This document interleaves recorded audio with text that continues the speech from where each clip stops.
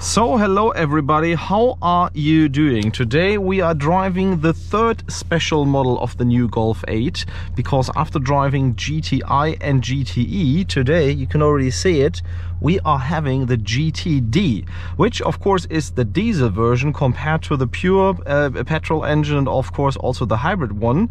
This car now has 200 HP and also of course has the 7-speed DSG in it, and we want to now find out how fast it really goes on the Autobahn using that drift box to 100 in a kind of launch control way, and of course also later on 100 to 200, because I know that many of you were asking for this car and many of you are driving this car of the current, let's say, Golf 7 generation or Golf 7.5 generation, and are probably asking the question, should I switch for the new one or could I stay with the old one? So let's now first see how fast the car goes on the country road to 100 using the launch control.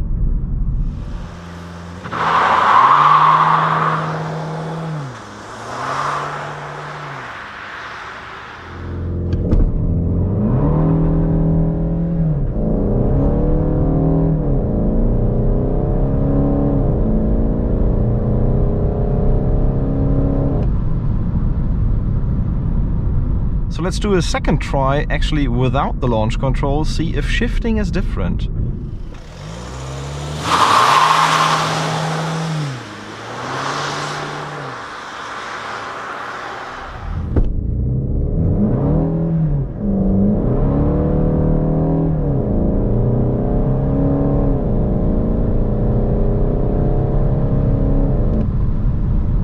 So something very interesting, you just seen that without the launch control we managed to do a 7.7 seconds even to 100, which is 3/10 faster at least than if we're using the launch control.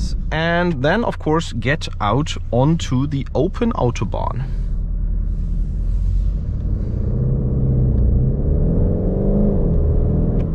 You can already hear the sound, quite good for a diesel, specifically inside.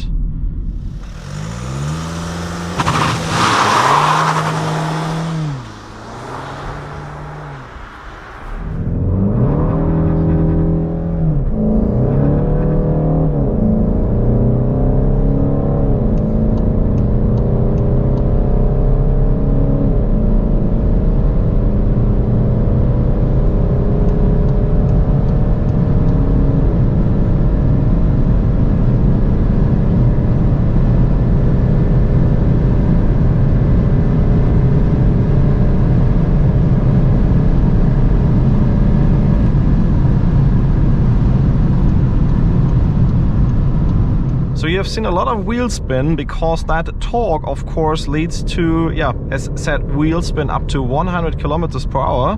But let's now see how fast the car goes from 100 to 200. Should be a bit better.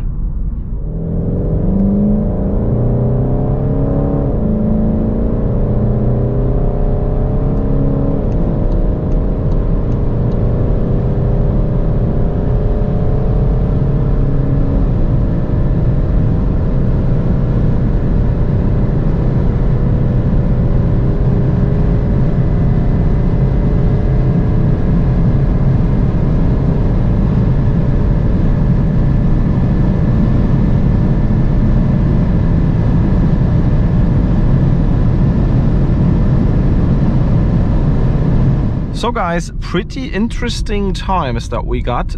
Honestly, I was expecting the GTD to be a bit closer to the GTE from a timing perspective, but nevertheless we have managed to do an 8.1 seconds to 100 on the drift box, where we actually have to keep in mind that this car is running on 19-inch wheels and also on 19-inch winter tires, which they're specifically equipped. Of course, that the car looks good for the photos, but still of course that harms a bit of that 100 time or 0 to 100 time that you could achieve, because we see that there's a lot of wheel spin, which is probably mainly due to the winter tires. We have almost 12 degrees today. Is not the ideal temperature for winter tires. Would have been probably quicker with summer tires. Nevertheless, you see there's a small gap, let's say, in the shift between first and second, which probably also loses some time, which is not affected by those tires. Next time that we managed to do do is a 20.6 seconds 100 to 200, which we achieved multiple times, so that seems to be pretty reliable, which means of course that also on the Autobahn run it is slower than a GTE and a GTI. But of course, if you look at those GTE videos closely, I had to mash the throttle all the time to keep the power coming. And of course with this car it has the power and the torque all of the time, which of course is very, very handy.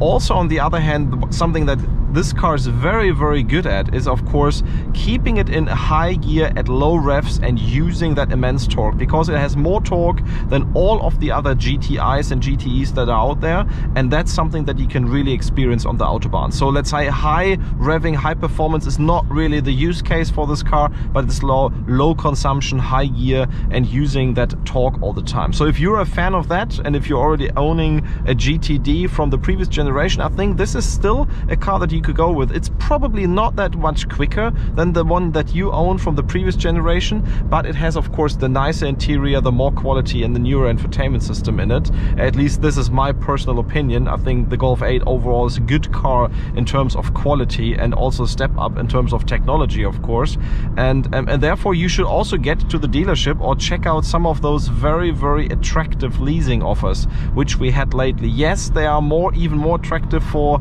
a GTE, because then you can get more subsidy from the government because it's a hybrid version. But nevertheless, I think even for a GTI and GTD, those numbers are really interesting, and you should check them out, because if you get, let's say, a car like this for 200 to 300 euros per month, I think that's very interesting, and you're getting a lot of, let's say, everyday comfort, long distance travel capability, etc. So nevertheless, I think we will have some more fun with the car on the country road. Please also tune in for the stuff that we upload on Instagram, because there you get all the nice photos from the outside of this car and also some very nice video reels.